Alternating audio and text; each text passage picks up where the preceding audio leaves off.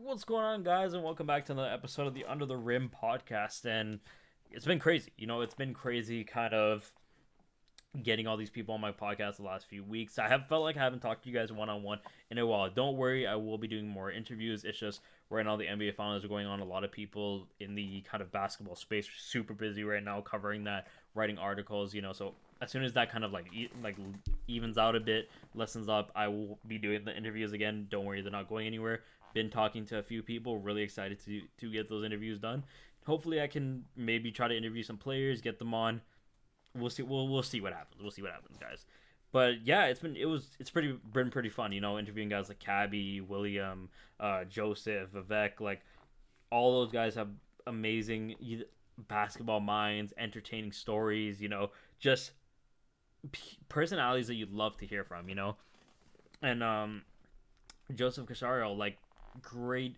Like this is what I love. Like interviewing these dudes and hearing their stories. Like I never knew what his journey was like to the score, and just hearing that was incredible, So I did love these interviews. I hope you guys loved hearing it too. But NBA, it's been crazy these last few weeks, okay? Or last week, I should say, because of course, like NBA can go drama free for less than a day, you know. First thing last night, we got Denver taking down the Heat. This is tough, because I really like Denver and I really like the Heat, and I want the Heat to win just because of that Jimmy Butler story. And I'm a sucker for good stories and like whatever. And also, I know the Denver Nuggets do have a good story, but again, Jimmy Butler going from homeless to NBA superstar to NBA possible an NBA champion, leading an 8th seed. Like it doesn't get much better than that, especially him taking down a team and beating a player as generational as Jokic. Like, yes, I do want to see Jokic and Jamal Murray get the ring, but it sucks. It's gonna have to be against this miracle of a Miami Heat team, So I'm hoping Miami wins it in 7. Will I be mad if the Nuggets win it? No. Like I really want them to win it, so I really want Heat to win it. But again, Nuggets deserve it if they do win it. I do think if you're talking to unbiased me, like basketball mind, I'm telling you Nuggets in 6. But if you're talking to me as a fan of the game and wants to see something miraculous happen, I'm gonna tell you Heat in 7. So okay, so we'll see what happens from there. Honestly, like just Jamal Murray and Jokic last night, 30-point triple doubles. I think from watching the game, it's like the Heat could not buy a shot. Sometimes they couldn't make a shot. It's like it's like the Nuggets were forcing Bam to score, and they're like when they had to resort to Bam as the main leader, I don't know, it was weird. They could knock down threes. There's a couple times where Bam was fighting for those boards. Don't get me wrong, this guy was going crazy on those offensive boards, but it's like these guys were really streaky. That's a problem I have with the Heat right now. They're kind of streaky. If they're on, and they're beating the Nuggets, But most nights, like last night, it's tough. It's tough to get it going, and you have to be able.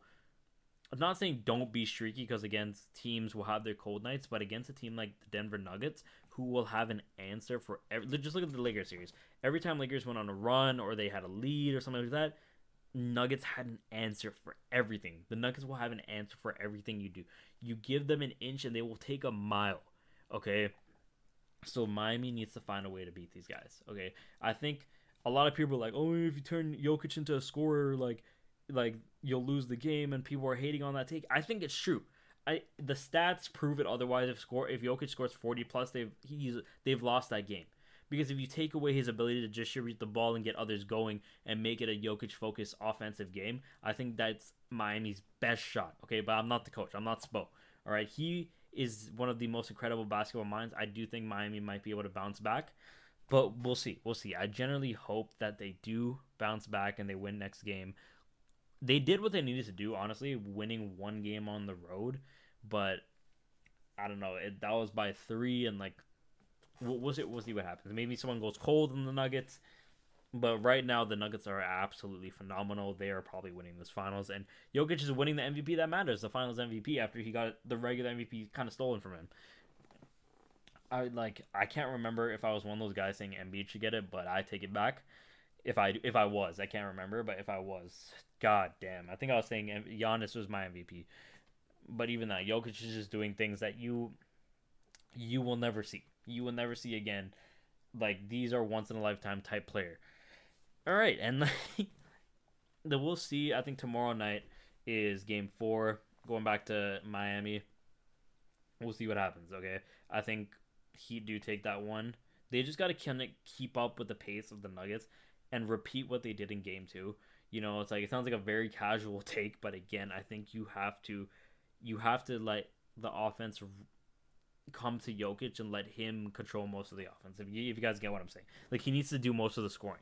If you take away his ability to distribute the ball and pass the ball, get others going, get others involved, and mess up the rhythm of the offense, because once I was seeing these guys were, and you know what's crazy? Another thing that pissed me off about the Nuggets, and I'm just like sidebarring this, but yo, these guys make insane shots. And at first I was like, yo, they can't do this again. This when I was watching the Lakers series. They did it again. And the Michael Porter Jr. will shoot a 3 in your face. It doesn't matter how contested it is. This guy will take it. It's like bro. This guy's like a J.R. like a jacked up J.R. Smith. Like, this guy will take it and make it and swish it in your mouth, no hesitation. He does not think about that pass. Jamal Murray, circus shots, Jokic, circus shots, and they do this on a regular basis. It's insane. So it's like, if those shots aren't falling, then yeah, you might get the win. But like, you can't say that now because they've done it more and more often, and it just hurts. It hurts when you see Jokic doing his somber shuffle and making it in your face. It generally hurts to see.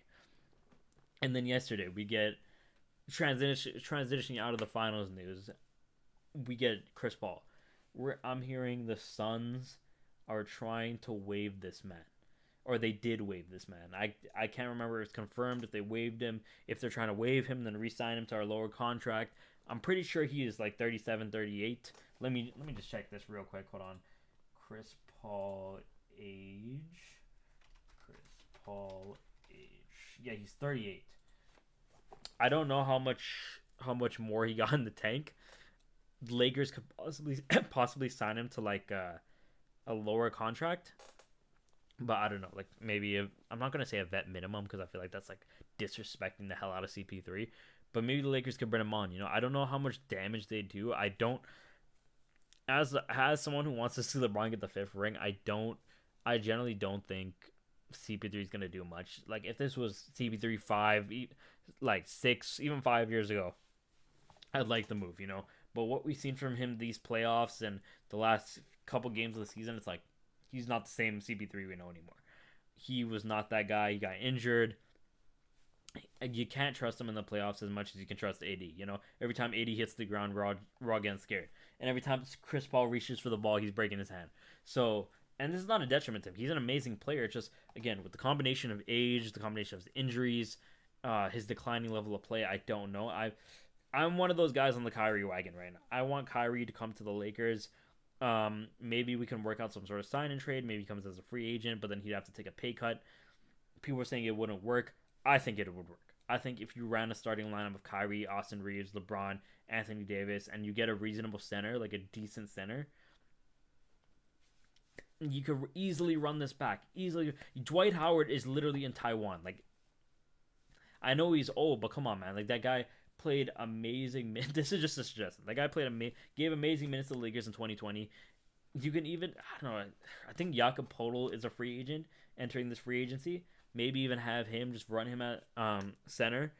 But Kyrie would be that hump to get over a lot of these teams. We went to the Western Conference Finals, but there were times the Lakers couldn't buy a bucket. The Lakers didn't have a closer sometimes. And Austin Reeves was that guy, but imagine Kyrie Irving. How much offensive capable, like how much like defense he would draw, to take on someone like the Nuggets. I think that'd be a chip. I think Kyrie do I trust Kyrie? Yeah, when he's playing, I think playing alongside LeBron, playing in LA, being focused, and he seems like he wants to play. It seems like he wants to play with LeBron. That report came out that Kyrie is trying to recruit LeBron to the Mavs. Don't know why he'd do that. He's a free agent. LeBron is not a free agent. They would have to. Was it? No. It was illegal to trade LeBron last season, I think, because he signed the extension or whatever. But I don't know what LeBron, like, on paper. Yeah, it sounds nice. LeBron, Kyrie, Luka. But again, you have no defense to be played. At least on the Lakers, you got Austin Reeves, you got Anthony Davis. Whoever center they sign, LeBron can D up when he needs to.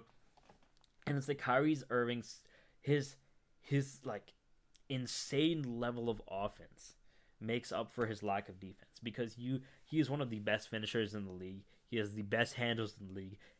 He can shoot the ball insane, shoot off the dribble, create his own shot when he needs to. It doesn't get much better offensively than Kyrie Irving.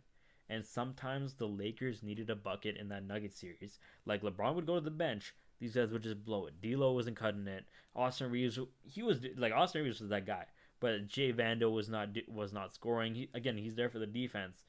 But some of these guys were just not scoring, and they just couldn't buy a bucket, couldn't buy a mid range. For some reason, Anthony Davis couldn't make layups over smaller guards. Like, I was sitting there and just thinking, what are we doing? But you get Kyrie Irving. I honestly, and if this comes back to bite me, then let it bite me. Come back and let it bite me. Come back and let it flame me.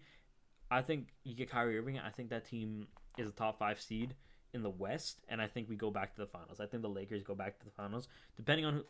I think they win it. Honestly, I think they win it. If the Lakers get Kyrie and they keep gelling like this, have a whole season to gel, and they run it back with like Vando, Austin Reeves, whoever, I like our chances. We made the Western Conference Finals when people didn't even think we'd get past the Grizzlies. Okay, so I generally like our chances, And should the Lakers bring in CP3? I don't know. He's 38 right now, turning 39. Who knows if he even wants to play basketball anymore? He might just chalk it up. If you could run it back 1 year with LeBron, who knows? But I think, honestly, don't be surprised if the Lakers do sign Kyrie. The Kyrie in this free agency. I think the Suns I think I heard a report too. The Suns are like, they're trying to waive CP3 and bet him back on something lower. So I'm not really putting too many eggs in that basket. It's just not something I'd want for the team. And then again, going along the topic of point guards, you got John Morant. Now I'm seeing they're contemplating a 30-game suspension, 30-day suspension, something like that. It's gonna be a hefty suspension. Do I think John Morant deserves to get suspended the whole season? No. Do I think he deserves to lose his Nike sponsorships? No. Again, he needs to be punished with some sort of suspension, but not a hefty one. And just hopefully he even moves on. That's what you can hope from this. Hopefully he just learns his lesson and stops being a fool. He just needs to realize, yeah, there are kids that look up to me, and when I'm trying to be a fake gangster, it doesn't make it. It just makes you look corny. I don't get what he's trying to look, because I don't get what he's trying to do when he throws up these guns on Instagram Live or whatever. What is the image you're going for? Because you have actual real gangsters and real people from the hood. I should say, from the hood, telling you that you look corny. Stop doing this. You're throwing away your life. This is not a good look for you. So what image are you trying to achieve? I think John Moran are around the same age.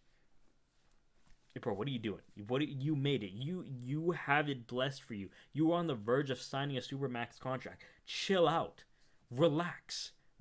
You don't need to be doing that. Every time an Instagram Live pops up, you're pulling out a gun like you're opening up the GTA weapon wheel and you're pulling out a pistol every time. What's wrong with you, bro? But do I think he deserves an insane punishment for it? No, because he didn't break any laws. He's just being an idiot.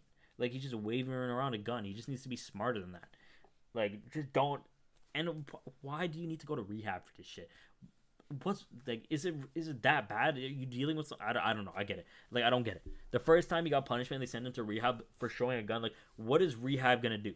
What are they teaching you over there? To not show guns on Instagram Live? What?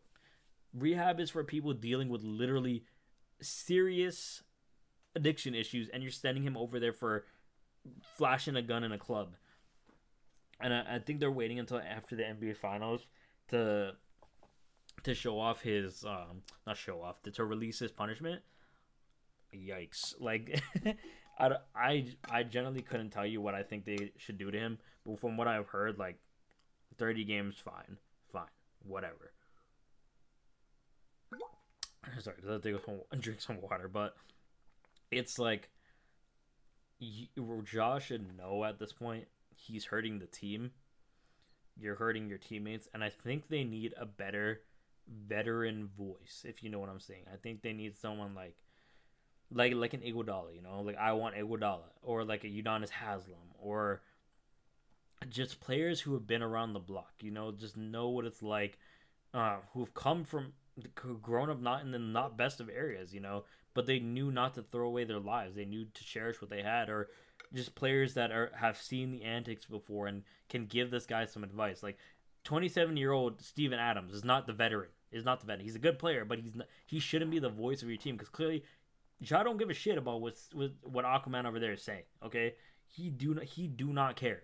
So we need to think about this logically. That's why a lot of people like to shit on veteran voices and say like, oh, it's not really a thing. You know, if they don't do anything, this is part of the things you don't see on the court. It's help guiding these young bucks. You know, it's help guiding these younger players, showing them when to come in, when to work out. Dedicate your love to the game. You know, hone your craft and keep. Y'all want to shout out Kobe, honor Kobe, we're the Kobe's, but he's doing shit like this. But you're showing up guns and whatever, and it's not like Kobe didn't make mistakes, but he learned from them. You know, it's like whatever. You know, like, or LeBron, for example. LeBron went his whole career without scandals, and he had a picture perfect career when it comes to scandal free. You know, learn from these guys. Even can you say Durant without scandals? Like, minus like going to the Warriors, I wouldn't consider that a scandal because it's a basketball move. But you don't hear Durant flashing guns or beating up teenagers or whatever. Like, most of these guys are scandal free. Even Steph Curry. You know, I mean, like, maybe that housing thing, but I don't know. Like, you get what I'm trying to say. Like, and you're young still, you will make mistakes, but this is the second time you making the same mistake. What's wrong with you, bro? I don't know. Like, hopefully it's not too hefty. I wish him the best. I wish John best. Hopefully he comes back and he stops making these mistakes. And then I almost forgot. Speaking of another young blood wildin', Zion Williamson. Mariah Mills yesterday on Twitter is tweeting the wildest shit about this man, because like his current baby mama, they announced they're having a baby or whatever, and then you see Mariah Mills going crazy on Twitter, leaking the Snapchat convos, and then you got it's so many things hitting you at once when you're reading it. Number one, Zion is messing with Mariah Mills. Number two, you see this guy's level of game in the Snapchat text. He's talking about, I'm super excited to see you, bro. What kind of Riz? Super excited. But anyways, I don't know what this guy's doing. Zion's been kind of pissing me off, and it's not because of these reasons. Like, I could care less what he does off the court with his life, as long as he's protecting himself and he's currently not like have AIDS. You know, as long as he doesn't have AIDS and he's protecting himself and he's not just fooling around in here and he knows what's up. Okay, on the court is what matters. And what pissed me off was they asked him, oh, when are you going to return? Your team's in the playoffs. They need you, whatever. Man's like, I'm healthy, but I'll come back when I'm feeling like Zion. What does that mean? What does feeling like Zion mean? People are out here calling you a bust, bro. Figure it out and get back on the court. Like, bro. Every time I think about this, I get angry. Then you see what he's doing here. Is this why you weren't getting on the court? Because you're too busy messing with Mariah Mills and your other baby mama? Because she's like, I just seen you the other day. Bro, what are you doing, bro? Get in the gym. Start lifting weights. Start doing some deadlifts, some squats. Get back to dunking the ball. Do something. Do something related to basketball and help your team. They need you right now, bro. They need you. Not the hub. They need you. I don't know, bro. The NBA every day gets wilder and wilder, and it's like I'm just scrolling at work, and all of a sudden my friend's like, check the feed, and I go check the feed, and you have this girl on Twitter talking about, I let Zion spit in my mouth. I'm like, ugh. Like what the hell did I just read? And then you see her going on this tangent of tweets. It's literally the 5 stages of grief of her accepting whatever it is, whatever her and Zion's relationship is done now. Like, it's crazy. The NBA literally can go one day. One day. I really wish I could hear what Chuck and those guys on NBA Tonight would have to say, or NBA on TNT would have to say, bro. Like Shaq, all those guys about this whole situation. Hopefully they do say something because that'd be hilarious. But yeah, like that's what's been going on in the NBA. My thoughts on it. Again, I don't try not to do too long podcast episode because I know me talking for like 40 minutes straight, people are just gonna get tired of my voice. But if you guys want to hear me talk for 40 minutes straight, I'm all for it. Okay, just let me know. But yeah, I want to thank you guys again for listening to this podcast, coming out every week, supporting it. You know, if you guys have any ideas of who you'd like me to interview, comment down below. If you're on YouTube, you can always send me reply to me on Twitter, Instagram. It's always good to reach out to me there. But thank you guys again for coming out to the podcast, and I will see you guys next time.